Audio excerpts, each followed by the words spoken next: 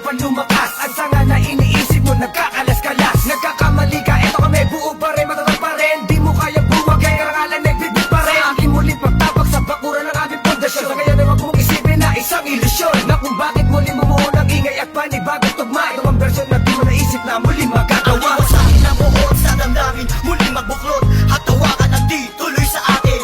Walang sistema at ang tema ay muling maguluhan. Ang mga nakikisali sa eksena, tuloy ang daloy ng dugo ng kapatiran. Ang pagmamahal sa musika'y buo, bubuhayin ang tunog sa pagpasok na taon. Gigisingin ang mga utak na tulog. Ihandaan nyo sarili sa pag-usad ng mga lens. Sa iisang mikropono, muli kaming nagsama-sama. Bawal dito ang mali na dapat merong kalakas-lakas na hindi kayang tabagin na kahit sino maungas. Sampalasan na dapat sa inyo'y binabaon. Ngayon nyo na maririnig ang boses ng mga pinuno, mobsters, pamilyas na tumatagundong. Kasama ko ang 187, iniwanan kang bungon.